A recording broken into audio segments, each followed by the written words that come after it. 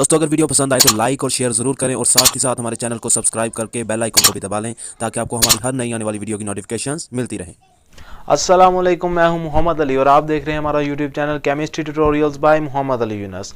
आज हम केमिस्ट्री के जिस टॉपिक के बारे में बात करने वाले हैं वो है फर्स्ट ईयर की केमिस्ट्री के छठे चैप्टर का टॉपिक है जी, जिसका नाम है आयनाइजेशन एनर्जी, और इसको सम टाइम हम आयनाइजेशन पोटेंशियल भी कह देते हैं जी। तो आप लोगों ने कंफ्यूज नहीं होना कि ये आयनाइजेशन पोटेंशियल कौन सी बला आ गई है, ये वही चीज़ है जो आयनाइजेशन एनर्जी है, सेम चीज़ है जी। तो अब हम इसकी डेफिनेशन के बारे में बात करेंगे, लेकिन उससे भी पहले मैं आप लोगों को इसके बारे में जनरल सा बता देता हूँ ये होगा क्या। तो दोस्तों, जब भी हम किसी भी एटम में से इलेक्ट्रॉन को निकालेंगे या किसी भी आयन में से इलेक्ट्रॉन को निकालेंगे तो उस इलेक्ट्रॉन को निकालने के लिए जो एनर्जी हमें देनी पड़ेगी, ये चीज़ ध्यान में रखनी है कि हमने इलेक्ट्रॉन को निकालने के लिए हमेशा एनर्जी देनी होती है। और इलेक्ट्रॉन को जब ऐड करवाते हैं एटम या आयन में तो एनर्जी वो खुद ब खुद एनवायरनमेंट में रिलीज़ करता है। तो आप लोगों ने ये चीज़ ध्यान में रखनी है कि हमने जब एटम में इलेक्ट्रॉन या आयन में इलेक्ट्रॉन आयन में से या एटम में से निकालना है तो उसके लिए हमें एनर्जी देनी पड़ेगी, और वो एनर्जी होगी क्या, उस एनर्जी को हम कहेंगे जी आयनाइजेशन एनर्जी। तो ये तो बेसिक टर्म आप लोगों के जहन में बैठ गई। अब हमने जहन में रखना है कि डेफिनेशन जो पूरी है उसको प्रॉपर वे में अच्छे तरीके से याद कैसे किया जाए। तो बहुत सिंपल है जी। अभी हमने बात की थी कि किसी भी एटम या आयन में से रिमूवल ऑफ इलेक्ट्रॉन करवाने के लिए, इलेक्ट्रॉन को रिमूव करवाने के लिए जो एनर्जी चाहिए उसको हम कहेंगे आयनाइजेशन एनर्जी। लेकिन ये प्रॉपर डेफिनेशन नहीं है, प्रॉपर वो है जो हमने यहाँ पे लिखी हुई है। वो क्या डेफिनेशन है, थोड़ी सी सिर्फ चेंजिंग करनी पड़ेगी। चेंजिंग देख लेते हैं जी। यहाँ पे हमने लिखा है मिनिमम एनर्जी। मिनिमम एनर्जी वो सबसे कम से कम एनर्जी जो कि हम एटम से इलेक्ट्रॉन निकालने के लिए इस्तेमाल करते हैं। तो आप लोगों को पता है अगर एटम को ज़्यादा एनर्जी देंगे तब भी इलेक्ट्रॉन निकल सकता है, अगर एटम को एक एग्जैक्ट एनर्जी देंगे जिससे वो इलेक्ट्रॉन निकल सकता है तब भी तो इलेक्ट्रॉन निकल ही सकता है। हम कहेंगे वो एग्जैक्ट या वो मिनिमम अमाउंट ऑफ एनर्जी जिसके ज़रिए हम किसी भी एटम या आयन में से इलेक्ट्रॉन निकाल लें, ठीक है। लेकिन ये एटम या आयन होना किस तरह का चाहिए, ये एटम या आयन होना चाहिए जी आइसोलेटेड गैसियस स्टेट में। अब ये क्या हमारे पास नई मुसीबत आ गई, आइसोलेटेड गैसियस स्टेट क्या होती है जी, ये देख लेते हैं। बड़ा सिंपल सा है, ये भी इसको ज़हन में रखना। आइसोलेटेड का मतलब है अलग, सबसे सेपरेट। तो हम कहेंगे कि वो जो आइटम या आयन हमने लेना है जिसमें से इलेक्ट्रॉन निकालना है वो आइसोलेटेड होना चाहिए, यानी कि अलग होना चाहिए। उसके साथ कोई भी दूसरा एटम ना जुड़ा हुआ हो, उसके साथ कोई भी दूसरा आयन ना हो, उसके यानी कि मॉलिक्यूल फॉर्म में वो ना हो। और उसके साथ हमने ये भी कहना है कि वो गैसियस स्टेट में हो। तो गैसियस फेज क्या होती है वो यहाँ से हम देख सकते हैं कि गैसियस फेज ऐसी फेज होगी the phase free from external influence. ऐसी फेज, ऐसी हालत जिसमें एटम या आयन जो है हो भी आइसोलेटेड और दूसरे नंबर पर उस पर कोई भी एक्सटर्नल इन्फ्लुएंस ना हो, मतलब कोई भी दूसरा एटम आयन उसके ऊपर काम ना कर रहा हो, उसके ऊपर फोर्स ना लगा रहा हो, कि बगैर किसी कुव्वत के, बगैर किसी बाहरी या बैरूनी कुव्वत के वो अकेला पड़ा हुआ हो और उस अकेले एटम में से हम इलेक्ट्रॉन को निकाल लें। उस अकेले आयन में से, आयन भी तो हो सकता है ना, यहाँ पे डेफिनेशन में हमने लिखा है, तो उसमें से इलेक्ट्रॉन निकाल लें। ये होगी जी हमारी आयनाइजेशन एनर्जी। तो थोड़ी समरी के लिहाज से अगर इसको देखा जाए तो समरी वाइज इसको डेफिनेशन को अगर देखें, यानी कि हमने बहुत अच्छे तरीके से इसको करना है, तो हम कहेंगे मिनिमम एनर्जी वो थोड़ी सी एनर्जी, वो लेस अमाउंट वाली एनर्जी, वो एग्जैक्ट अमाउंट वाली एनर्जी जो कि हमें चाहिए थी इलेक्ट्रॉन को निकालने के लिए, किसमें से, आइसोलेटेड गैसियस एटम में से या आयन में से। तो ये होगी जी हमारी प्रॉपर डेफिनेशन इसकी। अब हम इसके बारे में बात करते हैं कि आयनाइजेशन एनर्जी हमें मालूम क्यों करनी होती है, हमने किस काम के लिए हमें चाहिए। तो वो चाहिए जी हमें एक तो किसी भी एटम या आयन की स्टेबिलिटी चेक करने के लिए कि वो कितना स्टेबल है, कौन स्टेबल है कौन कम स्टेबल है, और उस को स्टेबिलिटी को किस लिहाज से चेक करेंगे, क्वालिटी वाइज चेक करेंगे जी, ठीक है।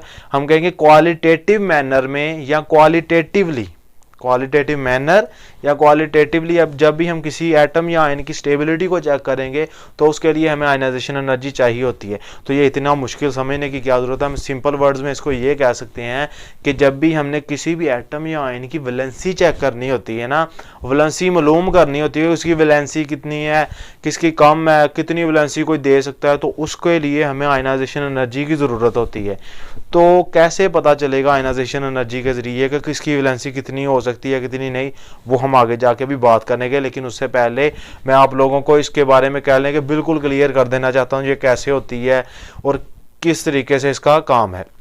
तो देखें जी, यहाँ पे हमने एग्जांपल ली हुई है एक मैग्नीशियम की, ठीक है, Mg की। Mg यानी कि मैग्नीशियम पीरियोडिक टेबल के सेकंड ग्रुप का जो है एलिमेंट। तो हम कहेंगे जी मैग्नीशियम में से अगर हम एक इलेक्ट्रॉन निकाल लें तो क्या बनेगा। ये एटम है ना मैग्नीशियम का, कोई चार्ज नहीं है, इसका मतलब है ये हमारे पास न्यूट्रल एटम है। तो न्यूट्रल एटम में से जब एक इलेक्ट्रॉन हमने रिमूव कर दिया तो बाकी क्या बचा हमारे पास, Mg पॉजिटिव। एक पॉजिटिव चार्ज आ गया, एक इलेक्ट्रॉन निकाल लेंगे तो एक पॉजिटिव चार्ज आएगा, मतलब कि ये अब आयन बन गया है। कौन सा आयन, कैटाइन, क्योंकि कैटाइन के ऊपर पॉजिटिव चार्ज होता है, ये तो हमें पहले भी पता था जी। तो हम कहेंगे कि Mg पॉजिटिव आयन जो है इसमें से यानी कि Mg से इलेक्ट्रॉन निकाला, Mg पॉजिटिव आयन बन गया और इसके साथ साथ हमारे पास जो एनर्जी हमने इस Mg को दी, क्योंकि इस Mg को एनर्जी देंगे तभी तो इसमें से एक इलेक्ट्रॉन निकलेगा। इलेक्ट्रॉन अलग हो गया, Mg पॉजिटिव आयन अलग हो गया, और ये एनर्जी है कितनी जी, 738 किलो जाउल पर मोल। तो यहाँ से आपको एक और पॉइंट जहन में रखने की ज़रूरत है कि हमने इस एनर्जी का, आयनाइजेशन एनर्जी का यूनिट भी तो रखना होता है ना। तो वो यूनिट हमें यहाँ से पता चल रहा है सीधा सीधा। हम कहेंगे आयनाइजेशन एनर्जी का यूनिट होता है जी किलो जाउल पर मोल, ठीक है जी। ये यूनिट भी हमने जहन में रख लिया। MCQs आ सकता है कि क्या यूनिट होता है, तो आप लोग इसको जहन में रखेंगे। और उसके साथ साथ हम कहेंगे पहला इलेक्ट्रॉन निकाला है, Mg जो था वो बेटा जी यहाँ पे क्या था, सीधा सीधा एक न्यूट्रल एटम था, उसमें से एक इलेक्ट्रॉन निकाल दिया, एक पहला इलेक्ट्रॉन निकाला है, तो उसके लिए एनर्जी इतनी देनी पड़ी, ठीक है। और इसको अगर मैं थोड़ा सा, मैंने इसकी डायग्राम सिर्फ आखिरी शेल दोनों का इसका बनाया Mg का। आखिरी शेल में हमें पता है 2 इलेक्ट्रॉन है, तो वो मैंने शो कर दिए। हमने कहा जी इसके आखिरी शेल में 2 इलेक्ट्रॉन्स होते हैं और इसका साइज है इतना, ठीक है जी। और अगर यहाँ पे ये जो आयन बन गया है Mg पॉजिटिव, उसका साइज देखा जाए न्यूट्रल एटम के मुकाबले में, तो Mg का साइज था थोड़ा सा बड़ा और Mg पॉजिटिव का साइज इससे थोड़ा सा छोटा हो गया। क्यों, क्योंकि यहाँ पे जो सेंटर में पॉजिटिव चार्ज आया है ना जी, वो पॉजिटिव चार्ज क्या करता है, वो इलेक्ट्रॉन जो आखिर वाले हैं ना, कह लें कि सारे शेल्स वाले, उनको ज़्यादा अच्छे तरीके से खींचने लग पड़ता है। नेगेटिव चार्ज कम होगा, पॉजिटिव ज़्यादा होगा, तो अट्रैक्शन न्यूक्लियस की इलेक्ट्रॉन्स के लिए और बढ़ जाएगी, जिसकी वजह से एटम का साइज या आयन का साइज छोटा हो जाएगा। तो हम कहेंगे यहाँ पे हमें एक और पॉइंट समझ आया जी कि Mg जो है एटम एटॉमिक फॉर्म में, न्यूट्रल फॉर्म में, उसका साइज बड़ा होता है और जो पॉजिटिव आयन है उसका साइज छोटा होगा। और अगर इसका साइज छोटा हो गया तो फिर हम अगर चाहें Mg पॉजिटिव में से इलेक्ट्रॉन निकालना तो क्या करना पड़ेगा, सीधी सी बात है भाई, हमें आयनाइजेशन एनर्जी देनी पड़ेगी, उसको एनर्जी देंगे इलेक्ट्रॉन निकाल लें। तो हम कहेंगे Mg पॉजिटिव आयन में से हमने एक और इलेक्ट्रॉन निकालना है, तो एक और इलेक्ट्रॉन निकाला तो क्या बन गया, Mg2 पॉजिटिव। 2 पॉजिटिव चार्ज आ गए जी। अब इस पे इसको 2 पॉजिटिव लिख लें, चाहे 2 दफ़ा पॉजिटिव चार्ज लिख लें, कोई मसला नहीं, ये एक ही चीज़ है। हम कहेंगे Mg2 पॉजिटिव चार्ज बना जब एक और इलेक्ट्रॉन निकाला, और इसके लिए एनर्जी कितनी देनी पड़ी, उसके लिए हमें एनर्जी देनी पड़ी जी 1450 किलो जाउल पर मोल। इतनी ज़्यादा एनर्जी, पहले तो एक इलेक्ट्रॉन, पहले भी एक इलेक्ट्रॉन Mg से ही निकाला था, उसके लिए 738 किलो जाउल थी। अब फिर हमने Mg से इलेक्ट्रॉन निकाला है, लेकिन उसके लिए 1450 किलो जाउल हमें एनर्जी देनी पड़ी। तो इसके पीछे क्या रीज़न है, वो अभी हम समझेंगे इसके फैक्टर्स में। फैक्टर को समझते समझे हम इन एग्जाम्पल्स को भी क्लियर कर लेंगे और उसी के ज़रिए हम अपनी डेफिनेशन को भी क्लियर कर लेंगे। देखें जी, अब हम कहेंगे ये जो आयनाइजेशन एनर्जी है, इस पर कुछ ख़ास किस्म की चीज़ें हैं जो इफेक्ट करती हैं, जिसकी वजह से आयनाइजेशन एनर्जी किसी चीज़ की कम होती है, किसी की ज़्यादा। अब पूरे पीरियोडिक टेबल में काफ़ी ज़्यादा एलिमेंट्स हैं, उन सब एलिमेंट्स की एनर्जी जो है, आयनाइजेशन एनर्जी, वो मुख्तलिफ होती है। उनका पहला इलेक्ट्रॉन निकालने के लिए कुछ और एनर्जी, दूसरा इलेक्ट्रॉन निकालने के लिए कुछ और एनर्जी, तीसरा निकालने के लिए कुछ और एनर्जी। तो एनर्जी में चेंजेस क्यों आ रही हैं जी, चेंजिंग इस वजह से आ रही है जी। देखें ज़रा कि एक चीज़ इफेक्ट करती है इस चीज़ पे, आयनाइजेशन एनर्जी पे, न्यूक्लियर चार्ज, मतलब उसका प्रोटॉन नंबर। किसी भी एटम का प्रोटॉन नंबर जितना ज़्यादा होगा, उसका मतलब है उसका न्यूक्लियस जो है, उसका चार्ज जो है, उसकी पावर जो है, उसकी फोर्स ज़्यादा है। सीधी सी बात ये कहें कि न्यूक्लियस की ताकत जितनी ज़्यादा होगी, इलेक्ट्रॉन्स उतने ही ज़्यादा उसके करीब करीब आएंगे, जिसकी वजह से क्या होगा जी, एटम का न्यूक्लियस सेंटर में जो है उसकी फोर्स ज़्यादा होगी तो इलेक्ट्रॉन को करीब करीब कर लेगा। तो नतीजातन क्या होगा जी, नतीजातन रिजल्टेंटली ये होगा हमारे पास कि एटम का साइज़ छोटा हो जाएगा। एटम का साइज़ छोटा होगा तो क्या होगा, एटम का साइज़ छोटा हो जाएगा, न्यूक्लियस का दरमियान में चार्ज ज़्यादा होगा तो इलेक्ट्रॉन निकालना मुश्किल है। इलेक्ट्रॉन निकालने के लिए हमें ज़्यादा से ज़्यादा एनर्जी देनी पड़ेगी, तो हम कहेंगे उसकी आयनाइजेशन एनर्जी बढ़ जाएगी।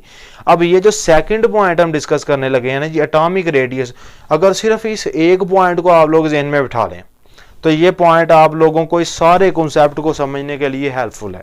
ये चारों फैक्टर याद करने की ज़रूरत ही नहीं है जी, ठीक है। 1 बाय 1 को डिटेल में याद करने की ज़रूरत नहीं, इसको एक को ज़हन में रख लें, बाकी तीनों को समझ लें अच्छे से, तो आप लोग इसको पेपर में अच्छे तरीके से लिख सकते हैं जी। तो पहला, दूसरा क्या लिखा जी हमने, एटॉमिक रेडियस। एटॉमिक रेडियस ये है जी कि एटम का साइज़ कितना बड़ा है। बड़े साइज़ वाला एटम है तो इसका मतलब है उसके आखिरी इलेक्ट्रॉन तक न्यूक्लियस की जो फोर्स है वो कम लगेगी। फ़र्ज़ करो मैं कहता हूँ ये मैग्नीशियम इसका न्यूक्लियस है, Mg जो लिखा है, और बाहर वाले इलेक्ट्रॉन है, और ये भी इसका न्यूक्लियस और ये इलेक्ट्रॉन है। तो यहाँ पे ये वाला इलेक्ट्रॉन और ये पॉजिटिव चार्ज, इन अगर थोड़े इलेक्ट्रॉन है, एटम का साइज़ छोटा है, इसका मतलब है क्या है जी कि न्यूक्लियस का चार्ज ज़्यादा लग रहा है, इलेक्ट्रॉन निकालना मुश्किल है। एटम का साइज छोटा है, इलेक्ट्रॉन निकालना मुश्किल है, एनर्जी ज़्यादा देनी पड़ेगी इलेक्ट्रॉन निकालने के लिए। एटम का साइज बड़ा है, इलेक्ट्रॉन जो है वो लूजली बाउंड हैं न्यूक्लियस के साथ, न्यूक्लियस के साथ उनकी कोई अट्रैक्शन इतनी ज़्यादा नहीं है, तो उनको निकालना आसान है। इसका मतलब है आयनाइजेशन एनर्जी कम देनी पड़ेगी। ये तो हमारे पास क्लियर हो गया ना जी, एटॉमिक रेडियस ज़्यादा होगा तो आयनाइजेशन एनर्जी कम हो जाएगी, एटॉमिक रेडियस जो है वो कम होगा तो आयनाइजेशन एनर्जी ज़्यादा देनी पड़ेगी। तो क्या हुआ, ये इन्वर्सली प्रोपोर्शन है, ठीक है जी। अब ये वाला जो पॉइंट है हमने आगे लिखा हुआ है shielding effect of inner electrons, के जो अंदरूनी इलेक्ट्रॉन्स होते हैं वो बाहर वाले इलेक्ट्रॉन को शील्ड करते हैं, उनको दूर दूर धकेलते हैं। फर्ज करो ये इलेक्ट्रॉन है और ये बाहर वाले इलेक्ट्रॉन है, ठीक है जी। अब क्या करेंगे जी, अंदरूनी इलेक्ट्रॉन दूसरों को धकेलेंगे बाहर, कोशिश करेंगे उनको दूर दूर करने की, जिसकी वजह से क्या होगा जी, हमारे पास इलेक्ट्रॉन दूर दूर धकेलेंगे एक दूसरे को तो एटम का साइज बढ़ जाएगा, एटम का साइज बढ़ जाएगा। एटम का साइज बढ़ेगा तो उसका मतलब है कि आयनाइजेशन एनर्जी कम होगी। तो जितनी ज़्यादा शील्डिंग इफेक्ट होगी उतनी ही आयनाइजेशन एनर्जी कम होगी, क्योंकि अब हमने ये भी देखना है कि शील्डिंग इफेक्ट किस चीज़ पे डिपेंड करता है, कब ज़्यादा होगा शील्डिंग इफेक्ट। तो शील्डिंग इफेक्ट शेल जितने ज़्यादा होते जाएंगे ना एटम्स के, उतनी ज़्यादा शील्डिंग इफेक्ट होगी, जिसके नतीजे में क्या होगा, हमारे पास शील्डिंग इफेक्ट ज़्यादा होने से आयनाइजेशन एनर्जी जो है वो कम होती जाएगी। शील्डिंग इफेक्ट क्या हो रहा है, बढ़ रहा है, आयनाइजेशन एनर्जी उसके साथ साथ ही कम होती जा रही है जी, क्योंकि शील्डिंग इफेक्ट बढ़ेगा तो एटम का ऑब्वियसली साइज जो है वो बढ़ेगा। एटम का साइज बढ़ेगा तो जल्दी से हम इलेक्ट्रॉन निकाल लेंगे विद अ स्मॉलर एनर्जी, थोड़ी सी एनर्जी देंगे इलेक्ट्रॉन बाहर आ जाएगा। क्लियर है जी। अब चौथा पॉइंट जो है वो थोड़ा सा कह लें कि सिंपल ही है, बिल्कुल ही सिंपल है, nature of orbital. Ionization energy एक चौथी चीज़ पे भी डिपेंड करती है, वो है जी नेचर ऑफ ऑर्बिटल, कि ऑर्बिटल किस किस्म का है, या तो वो एस वाला है, पी है ऑर्बिटल, डी है, या एफ ऑर्बिटल है जी। जो ऑर्बिटल होगा उसके हिसाब से आयनाइजेशन एनर्जी डिपेंड करेगी। एस ऑर्बिटल अगर है जी तो आयनाइजेशन एनर्जी ज़्यादा देनी पड़ेगी, ठीक है, क्योंकि एस ऑर्बिटल जो है वो कह लें कि सर्कुलर फॉर्म में होता है, वो सबसे पहले आता है, इस वजह से अंदर की जानब होगा, उसके लिए हमें एनर्जी ज़्यादा देनी पड़ेगी। पी ऑर्बिटल जो है उसके लिए कम एनर्जी है, ज़्यादा एस के लिए है, पी के लिए उससे कम, डी के लिए उससे कम, और एफ के लिए सबसे कम। तो जैसे जैसे ऑर्बिटल कह लें कि हायर की तरफ जा रहा है, उसी तरीके से हमारी आयनाइजेशन एनर्जी कम हो रही है। एटम का साइज बढ़े या कह लें कि ऑर्बिटल बढ़े तो क्या होगा, आयनाइजेशन एनर्जी डिक्रीज होती जाएगी जी। बड़े सिंपल से कॉन्सेप्ट थे। अब हम इसी के हिसाब से अगर यहाँ पे बात करें इन्हीं एग्जांपल्स की दोबारा, तो हम कहेंगे मैग्नीशियम के लिए, मैग्नीशियम एटम के लिए इलेक्ट्रॉन निकालना था तो एनर्जी उतनी चाहिए थी, ठीक है जी, 738 किलो जूल पर मोल। लेकिन Mg पॉजिटिव के लिए एक इलेक्ट्रॉन निकालना था तो एनर्जी ज़्यादा चाहिए थी। क्यों? क्योंकि ये देखें जी, इसका साइज है बड़ा, Mg जो न्यूट्रल है, जो एटॉमिक फॉर्म में है, उसका साइज है बड़ा, क्योंकि उसके अंदर दो इलेक्ट्रॉन है, तो ज़्यादा इलेक्ट्रॉन होंगे तो शील्डिंग इफेक्ट कह लें बढ़ेगा, या वैसे कह लें कि ज़्यादा इलेक्ट्रॉन की वजह से एटम का साइज बड़ा है और उसकी वजह से आयनाइजेशन एनर्जी कम है। लेकिन जैसे हमने एक इलेक्ट्रॉन निकाला, एक इलेक्ट्रॉन निकालते ही न्यूक्लियस का चार्ज बढ़ गया, पॉजिटिव चार्ज ज़्यादा था, न्यूक्लियस का चार्ज बढ़ा, जिसकी वजह से क्या हुआ, इलेक्ट्रॉन करीब आया, एटम का साइज छोटा हो गया। ये देखें न्यूक्लियस, एटम इसके करीब, इलेक्ट्रॉन करीब आया तो क्या हुआ, एटम का साइज अल्टीमेटली शॉर्ट हो गया, छोटा हो गया। तो हम कहेंगे स्मॉल साइज हो गया एटम का, और छोटे साइज वाले एटम से एटॉमिक रेडियस हम जिसका कम कर लें, यानी कि एटम का साइज छोटा हो जाए, तो इलेक्ट्रॉन निकालना मुश्किल है, एनर्जी ज़्यादा देनी पड़ेगी जी। तो हमने कहा कि 738 पहले इलेक्ट्रॉन के लिए थी, और जो आयन में से इलेक्ट्रॉन निकाला उसके लिए 1450, तकरीबन 2 गुना हो गई एनर्जी। ठीक है, तो मैंने आप लोगों को एक ये भी कहा था कि मैं आपको बताऊंगा कि वैलेंसी कैसे डिपेंड करती है। देखो ज़रा, हमने कहा कि ये पहले इलेक्ट्रॉन को निकालने के लिए एनर्जी इतनी चाहिए थी, दूसरे इलेक्ट्रॉन को निकालने के लिए 1450, तो कितना ज़्यादा गैप आ रहा है। इसी तरीके से जैसे जैसे गैप बढ़ता जाएगा, मुख्तलिफ़ किस्म के एटम्स है ना, मुख्तलिफ़ किस्म के एलिमेंट्स है, तो हर एलिमेंट को हम चेक करेंगे कि उसका पहला इलेक्ट्रॉन निकाला तो कितनी एनर्जी लगी, दूसरा निकाला तो कितनी एनर्जी लगी। अगर तो ये गैप काफ़ी ज़्यादा होगा तो इसका मतलब है वो सिर्फ पहला इलेक्ट्रॉन ही उससे निकाल सकते हैं हम एनर्जी देके, दूसरा निकालना बहुत मुश्किल है। और उसमें से अगर दूसरा निकालना मुश्किल है तो तीसरा निकालना तो उससे ज़्यादा मुश्किल होगा। ठीक है जी, और जितने भी एटम्स के बारे में बात करेंगे, इसी कॉन्सेप्ट को ध्यान में रखेंगे कि उनके सिर्फ और सिर्फ आयनाइजेशन एनर्जी के गैप को देखेंगे। पहला इलेक्ट्रॉन निकालने के लिए कितनी एनर्जी लगी, दूसरा निकालने के लिए कितनी लगी, तीसरा निकालने के लिए कितनी लगी, और उसके हिसाब से देखेंगे कि जैसे जैसे एनर्जी का गैप बढ़ता जा रहा है, इसका मतलब है वो अगला इलेक्ट्रॉन हम नहीं निकाल सकते, उसको निकालना बहुत मुश्किल है। ठीक है, आम हालात में तो नहीं ना उसको निकाल लेंगे। तो इसी तरीके से हम हमेशा इसकी वैलेंसी चेक करते हैं। और यहाँ पे एक और आपको बात बताता चलूँ कि पहला इलेक्ट्रॉन निकालने के लिए जो एनर्जी चाहिए होती है ना, उस एनर्जी को हम कहते हैं, है तो वो आयनाइजेशन एनर्जी ना, वो एनर्जी हमने दी है तो इलेक्ट्रॉन निकल गया, उस आयनाइजेशन एनर्जी को हम कहेंगे फर्स्ट आयनाइजेशन एनर्जी। पहले इलेक्ट्रॉन को निकालने वाली फर्स्ट आयनाइजेशन एनर्जी, दूसरे इलेक्ट्रॉन को निकालने वाली सेकंड आयनाइजेशन एनर्जी, और फिर अगर तीसरा निकालेंगे तो थर्ड आयनाइजेशन एनर्जी, चौथा निकालेंगे फोर्थ आयनाइजेशन एनर्जी। इसी तरीके से काम चलेगा हमारा। और ये भी आप लोगों ने जहन में रखना है जी कि फर्स्ट आयनाइजेशन एनर्जी जो है वो कम होगी। देखा ना हमने कि फर्स्ट आयनाइजेशन एनर्जी कम थी किसके मुकाबले में, दूसरी आयनाइजेशन एनर्जी के मुकाबले में। तो ये था जी हमारा बेसिक सा कॉन्सेप्ट जो हमने समझ लिया। अब चलते हैं आगे इसकी एग्जांपल्स को समझते हैं ताकि हमें ये कॉन्सेप्ट और अच्छे से क्लियर हो जाए। जी स्टूडेंट्स, तो चलिए बात करते हैं एग्जांपल्स के बारे में। ये हमने एग्जांपल्स लिख ली हैं जी, तकरीबन वही 2 एग्जांपल्स पहले वाली हैं जो हमने डेफिनेशन के साथ साथ डिस्कस की थी, और एक सिर्फ हमने इसके साथ एक्स्ट्रा एग्जांपल ऐड कर ली है। लेकिन उसके साथ साथ मैंने आप लोगों के लिए ये जो हमने फैक्टर्स डिस्कस किए थे उनको शॉर्ट फॉर्म में लिख लिया ताकि आप लोगों को उसको जहन में रखना आसान हो जाए। तो हम देखते हैं जी, हमने कहा था एटॉमिक साइज यानी कि एटम का रेडियस जो होता है, अगर वो जो है वो आयनाइजेशन एनर्जी का क्या होता है जी, वो इनवर्सली प्रोपोर्शन है। जितना साइज ज़्यादा होगा आयनाइजेशन एनर्जी उतनी ही कम होगी। कम होगी का मतलब है कम एनर्जी से वो इलेक्ट्रॉन निकाला जा सकता है। उसके साथ साथ मैंने न्यूक्लियर चार्ज की बात की थी। न्यूक्लियर चार्ज जो होता है वो एटम के साइज के उल्ट है, ये दोनों आपस में उल्ट हैं। तो हम कहेंगे न्यूक्लियर चार्ज जितना ज़्यादा होगा आयनाइजेशन एनर्जी भी उतनी ही ज़्यादा होगी। तो क्या बात यहाँ पे हमारे पास आई जी, हमने कहा न्यूक्लियर चार्ज और आयनाइजेशन एनर्जी डायरेक्टली प्रोपोर्शन है। तो एटम के साइज और आयनाइजेशन एनर्जी का क्या रिलेशन था, इनवर्स रिलेशन, दोनों उल्ट जा रहे थे, एक ऊपर जा रहा है एक नीचे जा रहा है। ठीक है, लेकिन जो हमारे पास न्यूक्लियर चार्ज है वो आयनाइजेशन एनर्जी के डायरेक्टली प्रोपोर्शन है, दोनों सेम वे में। अगर ये बढ़ रहा है तो ये भी बढ़ेगी, ये कम हो रहा है तो ये भी कम होगा। तो उसके बाद अगर हम बात करें शील्डिंग इफेक्ट की, तो ये भी इनवर्सली प्रोपोर्शन है जी आयनाइजेशन एनर्जी के। ठीक है, कि न्यूक्लियर शील्डिंग इफेक्ट बढ़ेगा तो हमने कहा था एटम का साइज भी बढ़ेगा। उसी तरीके से क्या होगा, शील्डिंग इफेक्ट के बढ़ने से आयनाइजेशन एनर्जी क्या होगी, वो कम हो जाएगी। इनवर्स रिलेशन है जी इनका। और नेचर ऑफ ऑर्बिटल के बारे में हमने कहा था कि एस की जो आयनाइजेशन एनर्जी है वो ज़्यादा है, पी की उससे कम, डी की उससे कम, और एफ की इन सब से कम होगी जी। तो उम्मीद है कि यहाँ तक आप लोगों को मेन जो फैक्टर्स वगैरह हैं वो तो क्लियर हो गए होंगे जी।